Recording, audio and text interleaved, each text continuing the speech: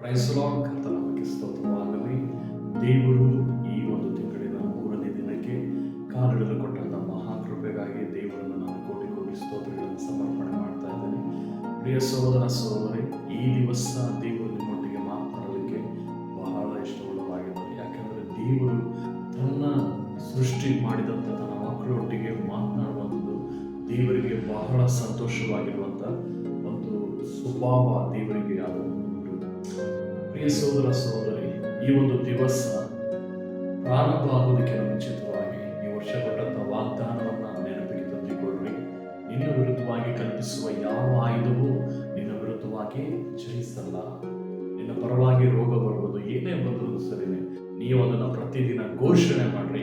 ಕರ್ತನು ನಿಮ್ಮ ಜೀವಿತದಲ್ಲಿ ಅದ್ಭುತಗಳನ್ನು ಮಾಡಲಿಕ್ಕಿದ್ದಾನೆ. ಹಲ್ಲೆಲೂಯಾ. ಈ ದಿವಸ ದೇವರು ನಿಮ್ಮೊಟ್ಟಿಗೆ ಮಾತನಾಡುವಂತ ಒಂದು ದೈವಿಕವಾದ ಸಂದೇಶ.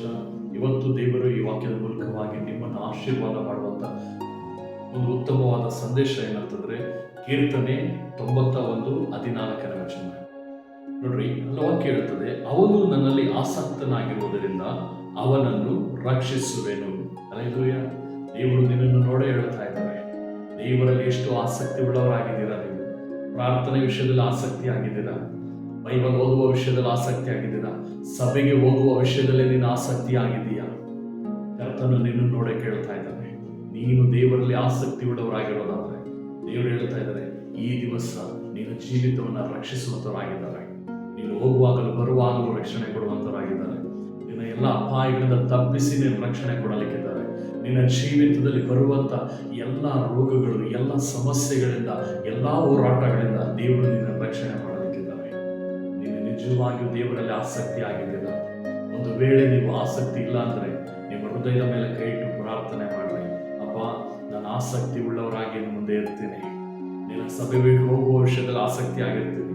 ನಿನ್ನ ಪ್ರಾರ್ಥನೆ ಮಾಡುವ ವಿಷಯದಲ್ಲಿ ಆಸಕ್ತಿ ಆಗಿರ್ತೀನಿ. ನಿನ್ನ ಪ್ರಾರ್ಥನೆ ವಾಕ್ಯಗಳನ್ನು ಓದುವ ವಿಷಯದಲ್ಲಿ ನಾನು ಆಸಕ್ತಿಯಿಂದ ಇರ್ತೀನಿ. ಒಳ್ಳೆಯದನ್ನು ಮಾಡುವುದರಲ್ಲಿ ಆಸಕ್ತಿ ಆಗಿರ್ತೀನಿ. ಪ್ರತಿಯೊಂದು ವಿಷಯಗಳಲ್ಲೂ ನಾನು ಆಸಕ್ತಿಯಿಂದ ಇರ್ತೀನಿ. ನಾನು ಕೊಟ್ಟಂತ ಈ ಒಂದು ಲೋಕದ ಕೆಲಸದ ವಿಷಯದಲ್ಲಿ ನಾನು ಆಸಕ್ತಿಯಿಂದ ಇರ್ತೀನಿ. ದೇವರ ಮುಂದೆ ಆರೈಕೆ ಮಾಡ್ರಿ. ಕರ್ತನು ನಿನ್ನ ರಕ್ಷಿಸಲಿದ್ದಾನೆ. ನಿನ್ನನ್ನು ನೋಡಿ ದೇವರು ಹೇಳ್ತಾ ಇದ್ದಾನೆ. ಹೃದಯದ ಮೇಲೆ ಕೈ ಇಟ್ಟು ಪ್ರಾರ್ಥನೆ ಮಾಡೋಣ. ಕಣ್ಣುಗಳನ್ನು ಮುಚ್ಚಿ. ಕರ್ತನೇ ಸ್ತೋತ್ರಪ್ಪ, ಈ ಒಂದು ವೇಳೆಯಲ್ಲಿ ದೇವರು ಯಾರ್ಯಾರೆಲ್ಲ ಈ ವಾಕ್ಯಗಳನ್ನು ರಾಜ ಕೇಳಿ ಪ್ರತಿಯೊಬ್ಬರು ಹೃದಯಗಳ ಮೇಲೆ ಕೈ ಇಟ್ಟು ಪ್ರಾರ್ಥನೆ ಮಾಡ್ತಾ ಇದ್ದಾರೋ ಅವರ ಜೀವಿತವನ್ನ ಈ ದಿವನ ದೇವರೇ ಅವರ ಆಸಕ್ತಿಯಿಂದ ದೇವರೇ ಮುಂದೆ ಸಾಗಿಸುವಂತೆ, ಪ್ರತಿಯೊಂದು ವಿಷಯದಲ್ಲೂ ಅವರು ರಾಜ ಆಸಕ್ತಿಯಿಂದ ನಡೆದುಕೊಳ್ಳುವಂತೆ, ಪ್ರಾರ್ಥನೆ ವಾಕ್ಯಗಳಲ್ಲಿ, ಸಭೆಗೆ ಹೋಗುವುದರಲ್ಲಿ, ಒಳ್ಳೆಯ ಕಾರ್ಯಗಳನ್ನು ಮಾಡುವುದರಲ್ಲಿ ಆಸಕ್ತಿಯಿಂದ ಇರುವಂತೆ ನಾನು ಪ್ರಾರ್ಥಿಸ್ತಾ ಇದ್ದೀನಿ. ಯಾರೆಲ್ಲ ಇದು ಒಪ್ಪಿಸಿಕೊಂಡಿದ್ದಾರೋ ಈ ದಿನ ಅವ್ರಿಗೆ ಬರುವಂತ ಎಲ್ಲಾ ತೊಂದರೆಗಳಿಂದ ದೇವರೇ ತಪ್ಪಿಸಿ ರಕ್ಷಣೆಯನ್ನು ಕೊಟ್ಟು ನೀನು ಕಾಪಾಡು. ನಾನು ರಕ್ಷಿಸ್ತೀನಿ ಎಂಬುದಾಗಿ ಹೇಳಿದಿರಲ್ಲ, ನೀವು ರಕ್ಷಣೆ ಕೊಟ್ಟು ಅವರನ್ನು ನಡೆಸಿಸು. ಯೇಸುವಿನ ನಾಮದಲ್ಲಿ ತಂದೆ, ಆಮೆನ್.